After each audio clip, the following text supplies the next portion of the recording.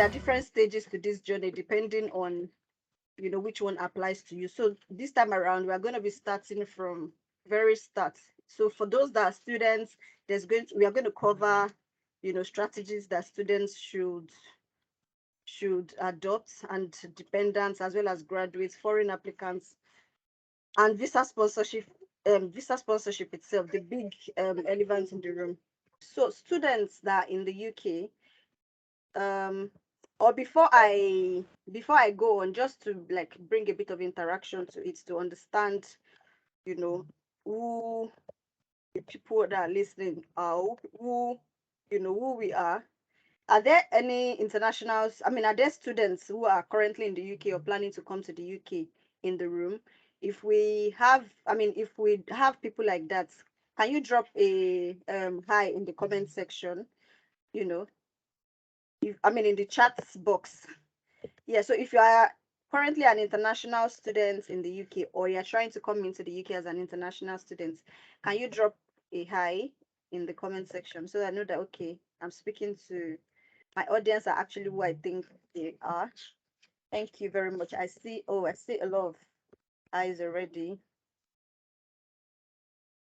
Okay, I see Adejoke, Temitope, Cynthia, Toyosi, Oven, Olorunfemi, Eunice. Okay, we have quite okay, fantastic. So we have quite a number of people who are students, and okay, so that would so since okay, so that's good. Thank you very much. So if you are dependents on, you know, student visa or probably other visas, can you drop an hey, like HEY in the comment section?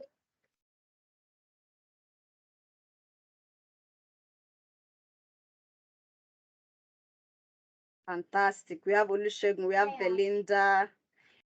Fantastic. We have Kolamide. That's good. Fantastic.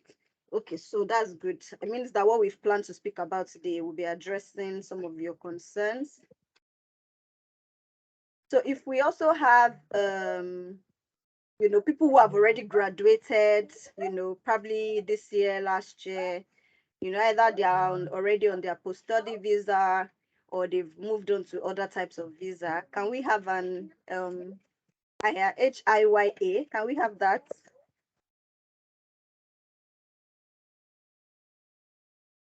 That's for people who are, if you've graduated, you know, and if you've graduated, you're on post-study visa, or you are, you know, on you have graduated either this year, either last year, you are still on the student visa, but you've graduated, or you are already on your post-study visa, drop a higher on the group. Fantastic. We have Olushola, Ugochi, Olufemi. That's good. That's good. And if you are still in you know, if you are still in your home country, you know, be it Nigeria, Ghana, India, Pakistan, China, wherever you are joining from, you know, and you are in this meeting as well, what should we tell? What should you drop?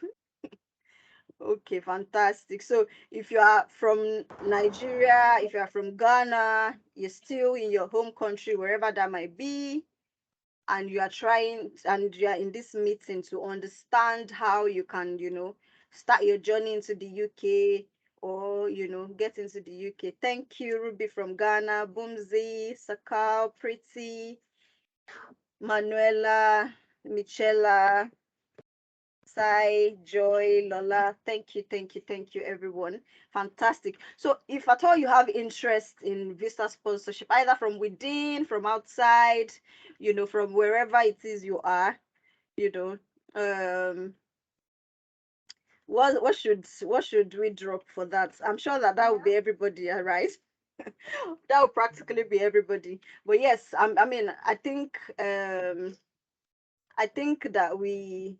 I mean, we are all on the same page, right?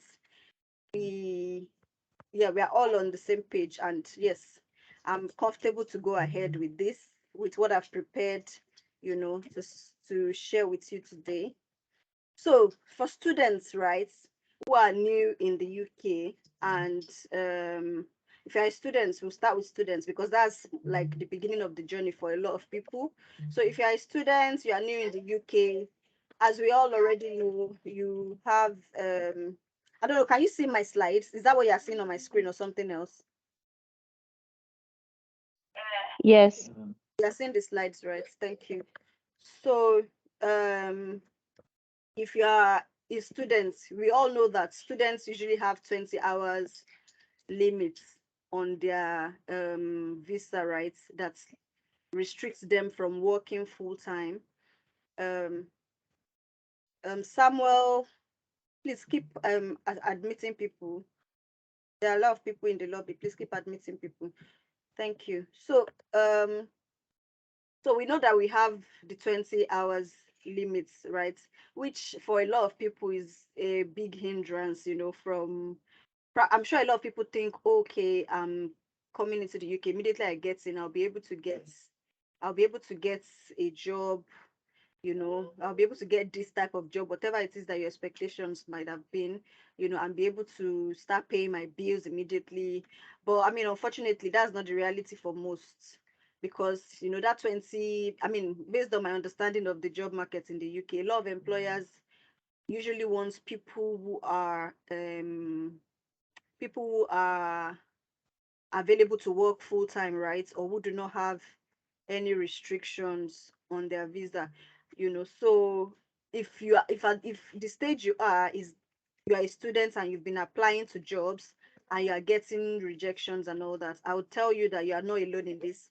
It's not because your CV is not okay.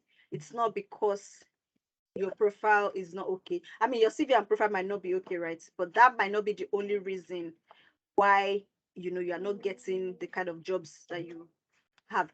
I mean, a lot of people know about these restrictions and this reality, but you'll be surprised that there are still a lot of people as well who are not aware of what the reality of that 20 hours limit would have on the impact that would have on the ability to work, you know. So you're not alone in this. It's not your fault. It's not because you're not good enough. It's because of, the needs, matching the needs of employers to what your availability is usually there's always a mismatch, and that's why I would say that you should not put yourself under unnecessary pressure, and for those that are still outside the country, for them to, I mean, for those that are outside, for those set of people who are still foreign applicants or who have plans to come in as students, right? I would say that it's good to know so that you can manage your expectations as well. Having said that, this is not to say that students would not get jobs or students should not work, because of course there are bills to pay, right? And there are bills to pay, and yeah, we need to, I mean, work, and I mean, we need to start getting that UK experience, even if it's not relevant to our long-term goal, right? But still, would still learn one or two things from those experience in addition to also making money. So what are those kind of jobs that you should target as a student? To be honest with you, trying to apply to full-time jobs as a student might be counterproductive. A couple of people have been lucky that probably when they go through the interview and all that and the employers really like them, they still go ahead to, like, maybe make the structure of the job more flexible, right? But this is usually not the case. So I would say that what you should look out for as students are flexible jobs. And when I say flexible jobs, what do I mean? So these are like part-time jobs, part-time jobs, jobs that you can pick your shifts, I mean, and don't forget that you're also supposed to you're supposed to go to school. So, and you're supposed to put in your best in school as well. But we also know that the reality is that you still need to get some money in while doing that. So, part-time jobs, flexible jobs where you can pick your shifts, like for instance, bank job in NHS, bank job in other industries as well. There are lots of NHS jobs, even that are not health care related, that are 20 hours, 15 hours, that you can try to get. Also, I would say sales. What I did when I was an international student, is it 4 years ago now, or some years ago, right? Was the only job I did as a student was a was sales brand ambassador. So I registered with these agencies.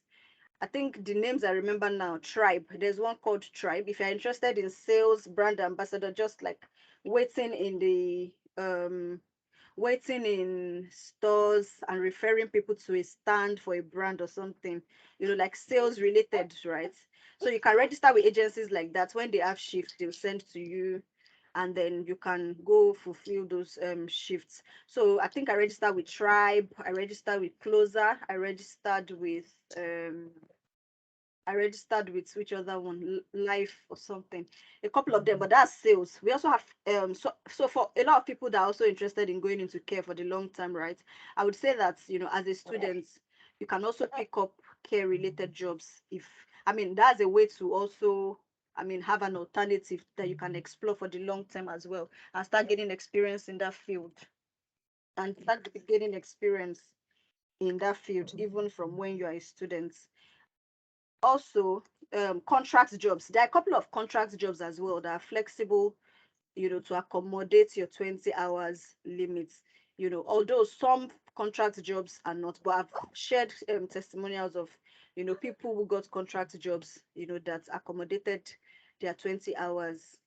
And when we say contract jobs, what are contract jobs? Contract jobs are jobs that have fixed term, fixed term in terms of 2 months, 3 months, 6 months, you know, and that's what contract jobs are in the UK. They are not the same as what we know as contract jobs in Nigeria, or probably in banking industry in Nigeria, because I think that's the last place I heard about contract jobs. It's quite different here.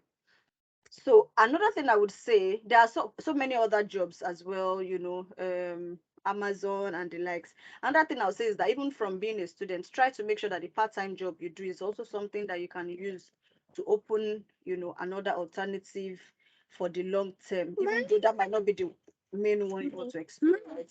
So make sure that the part-time job you are doing as a student also has an impact, in the long-term goal. So having said that, these are a few sites that you can get these flexible jobs. These are few of the many sites you can get them. If you just put in Google, part-time jobs, 20 hours jobs in the UK, right? You would see lots of sites, Indeed Flex, Flex Jobs, Timewise, Talents Jobs, GIG, Adia, and many of them, where you can get this kind of jobs, where you can pick your shifts, you can work um when you are available to work. So having said that, for students, there isn't really much to say for students other than, okay, even while you are being a student, right, make sure that you have your long-term goal in mind, because before you know it, that 1 year is over. Before you know it, it's you have just that 2 months left on your visa, and it's knocking, and that's the point where you're thinking, oh, should I go for post-study visa, or should I just go for, it's not like you even have, it's not like the choices are always on the platter of, on the platter like that for you to just say, okay, I'll go for this one. It has to be what opportunities are available to you, right?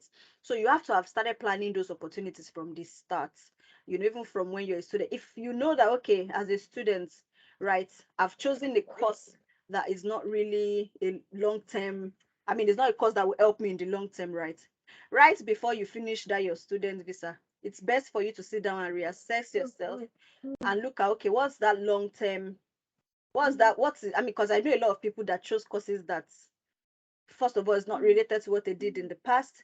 It's not a field that can give them sponsorship as well in the long term, and is not even a field that they really have passion about, right? But that's not the end of the game. That's not the end of it.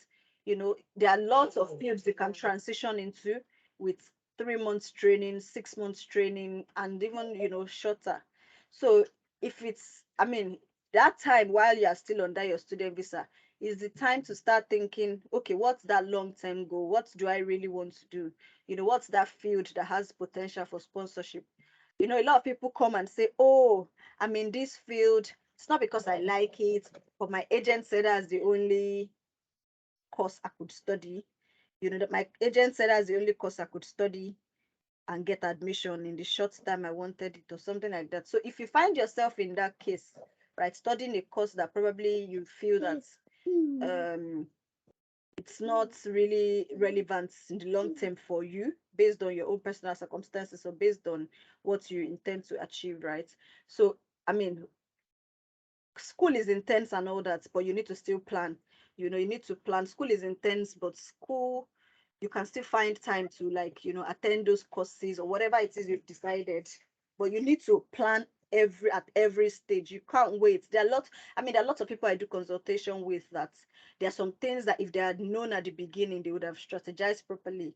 But it's almost at the tail end, and it looks like it's not feasible for them to achieve those stuff again, which is why we put out advice. We have sessions like this to, like, guide people in the right path before it's too late. So moving on to dependence. What are the practical strategies for dependents to explore? To be honest, I would say dependents are one of the people that I really enjoy working with.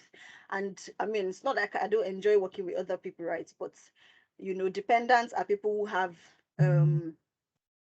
full rights to work. Dependents are people who are probably the husbands of students or wives of people of students or people that hold other visas.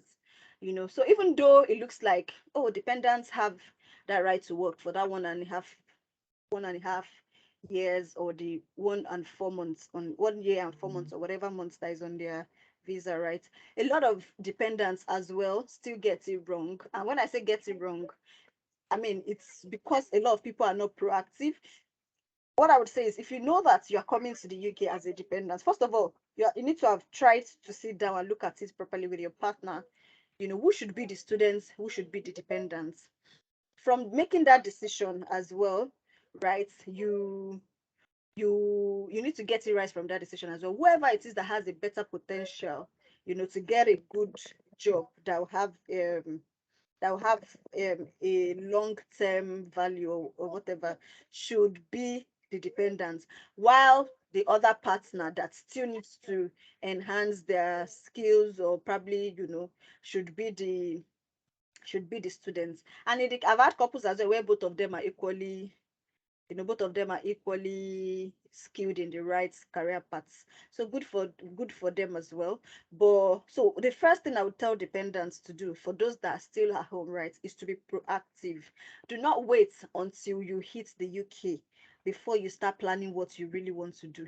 The reality is that a lot of people think, I know, when we are still back home and we're making those plans, all you're just waiting for is that visa. Like, let my visa just come through. Like, okay, I'm waiting for cars now, or I'm waiting for this now.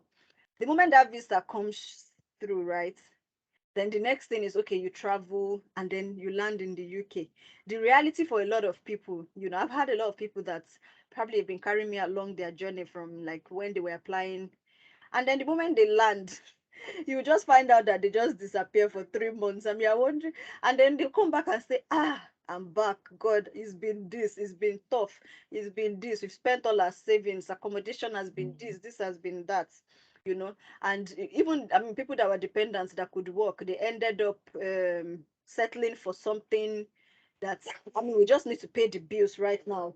The expenses are just, but the thing is that if you are proactive, right, and you've prepared yourself, you've planned, you've worked on your brand right from the start, and you're even, like, already, like, in the market even before you land, it will play a very big role in your settling as well. So you need to be proactive. Start even before you land. Start working on your brand before you land.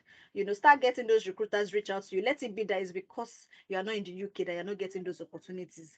Work on your, I mean, CV. Work on your LinkedIn.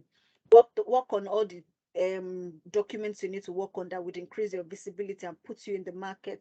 And then let those recruiters start reaching out. Let it be that the only reason they are running away is because you need visa sponsorship, or the only reason why they are not following through is because you need visa sponsorship. The next thing is to start early. Start applying early. It's the same thing as being proactive, really. Start start applying early, start preparing yourself early. And then the next thing is to upskill. If right from even before you also, upskill. And I know a lot of people that are taking trainings that would put them in the right place in the market even before they've landed. That is, assess your skills and know, okay, where do I stand in the market? What do I need to learn? Is there a gap? Even if I'm not changing career paths, right? Having looked at, like, what's this role that I'm already doing here, this is what it looks like on the job description in UK. If you know you're planning to come to work in the UK, then you need to start studying job description for your target role. What are the things they are asking for? What are the certifications they are asking for? Do you possess them? What are the essential requirements? And if you see that, okay, I don't possess these skills, then you need to start possessing them. Say for instance, you're an accountant and you're coming to the UK. You, as an accountant, if you want to have a relevant role or irrelevant stuff in the UK, then you need to have analytical skills, be it Excel, be it SQL, be it Power BI, whatever it is. And you cannot know that until you, except you do a research, right? Except you do your research, except you talk to the right people, except you consult with the right people.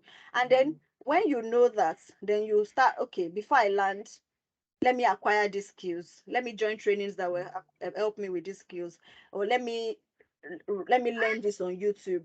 Let me read up on this, such that as I'm landing, I'm job ready. That's the objective of everything. You should be job ready as you land, so that you're not wasting, those that your right to work, because that your right to work, as as this thing as it looks, is a very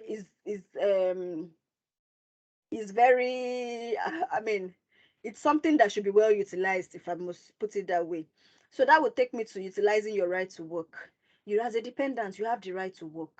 You should not waste it. You should use it and utilize it. You should utilize it properly. And when I say properly, there are lots of dependents that I know that are also doing cleaning jobs. To be honest, if I find a dependent that is doing cleaning job, I'll be very pained.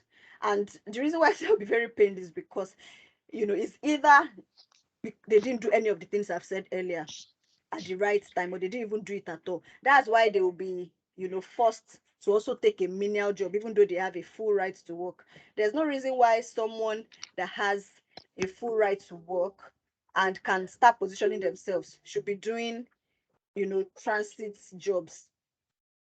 So this is not to say that there are some jobs that are not good and there are some jobs that are bad, or there are some jobs that are, but my point is that, if you had planned properly, you should already be, you should position yourself properly even before time. Position yourself before time, such that you are not pressured, because what is pushing them to take all those jobs as well? It's not like they just enjoy it. Of course, it's because they've been pressured. The pressure is there, the bills are there to be paid. Even more so now that we are having cost of living crisis, even like if there's inflation in the UK now as well. So the pressure is there, and probably when you come in, you probably spend all your savings on Airbnb for some months, you know or spend it on things that you did not budget for, you did not think were things that you would spend on. So gain the next thing that will take me to the next point: gain relevant experience. And when I say gain relevant experience, is the same, is related to all my points are tied together. You need to, whatever it is that it's your long-term goal. Not everybody's is probably is not everybody's long-term goal to continue to stay in the UK, right? Well, but whatever it is that is your own long-term goal, make sure that you are already gaining relevant experience. And I put relevant there because a lot of people are confused by the term just gain UK experience. Not all UK experience is relevant. You are the one who know what your long-term goal is. And that's why you should have sat down to decide what that long-term goal is first, in the first case, so that you can know what is relevant to that or not. However, if you do not have a plan, then you'll be moving from left to right. So you need to utilize your dependent visa to gain relevant experience. If you are planning to, there's some experience, to be honest, that would not feature on your CV, even though they are UK experience, if you are trying to target, or that should not feature if you're trying to target some certain kind of roles. So not all UK experience is relevant. You need to gain experience relevant to your long-term goal or your target role. Then build your network. Start building your network. Connect to recruiters in your field. Connect to professionals in your field. A lot of people are able to refer. Connect with. Build network.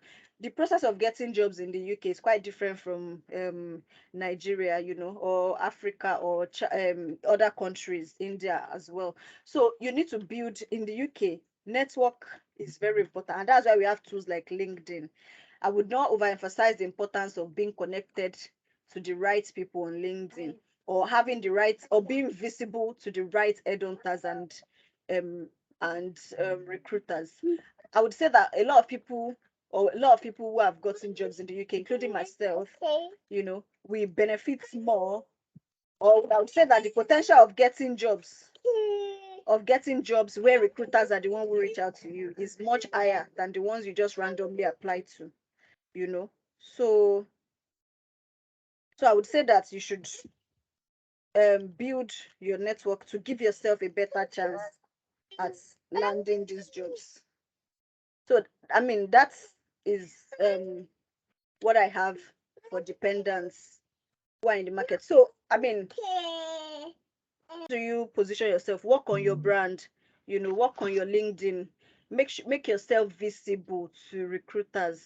Make a decision of what you want to really do on time, and this would help you to stand a better chance in the job market. So back to students visa, because I know a lot of people, I mean majority of those in the UK are actually on student visa or at the end of their student visa. What are the visa routes to explore or that are available to you after your student visa? There are a couple of visas available to you. We have the tier 2 visa, which is now called the skilled worker visa. That's the one that is quite popular, the most popular of them, or where you hear sponsorship jobs, sponsorship jobs, sponsorship jobs. So that's, I mean, let's first start with post-study visa. The post-study visa is the one that just extends your visa by 2 years, right? And it has an end date, and it does not lead to settlements for the 5 years route. However, there's something also called the 10 years long year route, or something like that. So that allows you, that this post study visa counts towards that. This post study visa counts towards the 10 years route, but does not count towards the 5 years route.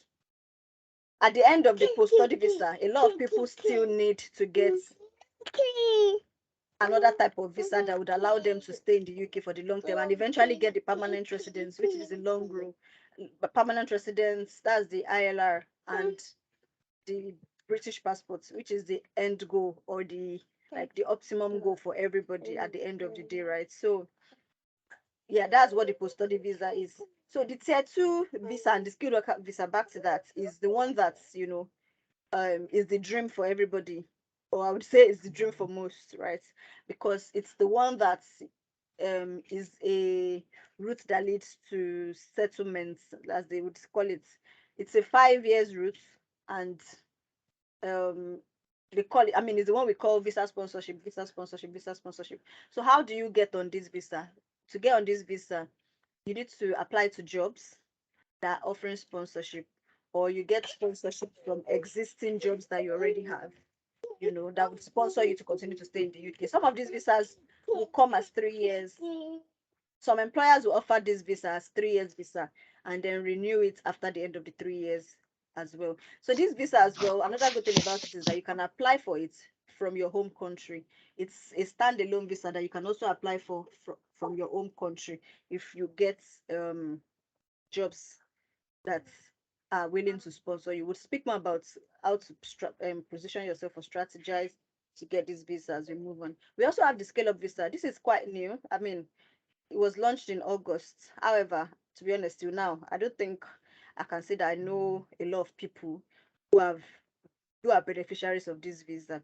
And that's because I think it's not so attractive to employers to use, because of the terms of the visa. And that term actually favors candidates, or it favors us, right? But does not favor employers. So I'm not sure they're motivated to actually use them. to use this visa. The details of the visa is that, okay, it allows you to work. You All you need to get is 6 months, like a 6 months, it's not even it's not a contract, but it's a commitment from a company to keep you on board for 6 months, after which you would not need sponsorship to continue to work in the UK. And of course, who would not like that? Who would not like to get that? So there are also other work visas to explore, and like some of them are the charity and all that also have their own terms and conditions. Also, for people who are non, I mean, this is to like Indians now, or maybe some other countries, there are some specific kind of visas that are made for them specific, like we have the youth mobility visa, for instance. That's the kind of visa that allows youth to come in from these countries. I think people that are from Nigeria and Ghana and co are not eligible for this visa, so I would not go. I will not go much into it. But if you want to learn more about the visa, other visa options or work visas, you can go to the government website, gov.co.uk. We also have the healthcare worker visa. So this is the visa that doctors, nurses, and people in the health and care industry used to come to the UK. Recently, February this year, it was also was modified to accommodate carers as well, and that's healthcare assistants and support workers, who can also come in with this visa. This is also a visa route that can be explored at the end of your student visa.